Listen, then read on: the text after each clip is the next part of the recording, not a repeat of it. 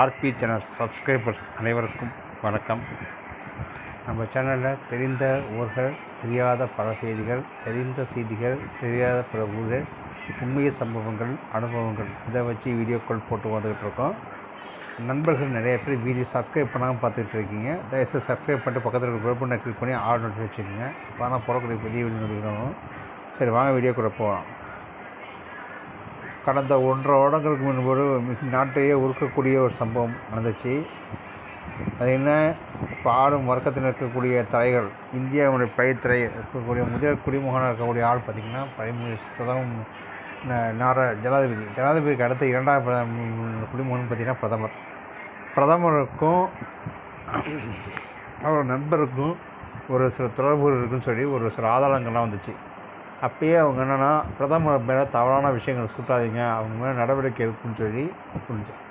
சரி, அதை கூட ஒரு ஏன்னா பிரதமர் சம்மந்தப்படாத இடத்துல அந்த பிரதமரை பற்றி தப்பாக பேசக்கூடாதுன்னு சொல்லி அப்போ குரல்கள் இருந்துச்சு. அதுக்கு எதிர்க்கட்சி சரி விஷயங்கள் போகக்கூடாது.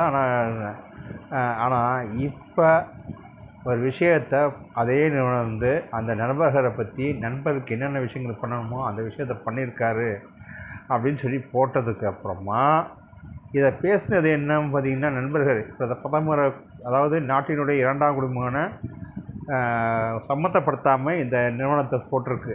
அந்த நண்பர்கள் நிறுவனத்தை பற்றி போட்டிருக்கு. சரி, இதுதான் பெரிய இது நண்பர்கள் 2ஆம் குடிமகன் மேலே இல்லை, அவர் யாருமே சந்தேகப்படல அப்படின்னு சொல்லியிருக்காங்க. ஆனால் இப்போ பதில் எங்கேருந்து வருதுன்னா, இப்போ ஆளுங்கட்சியாக இருக்கக்கூடிய ஒரு தரப்பு கட்சி பாஜக கட்சியிலேருந்து சில விஷயங்களை வந்திருக்கு. அதாவது அதானியை பற்றி பேசினா எதுக்கு பாஜகவுக்கு எதிரின்னு தெரியல எனக்கு.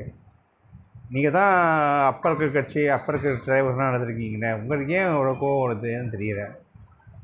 தவறு நடந்துன்னு சொன்னால் தவறு திட்டி எங்கே நடந்திருக்குங்கிறத கண்டுபிடிக்கணும். அதை விட்டுட்டு ஏன் சப்பா கட்டுறீங்க? நாங்கள் யாரையும் குற்றச்சாட்டு சுட்டாமல் அந்த நிறுவனம் போட்டிருக்கு. உங்களுக்கு இன்னும் அந்த விஷயத்தில் அப்போ நீங்கள் அதை கூட்டு சதியாக இருக்குமோ அப்படின்னு மக்கள் சந்தேகப்படுறாங்க.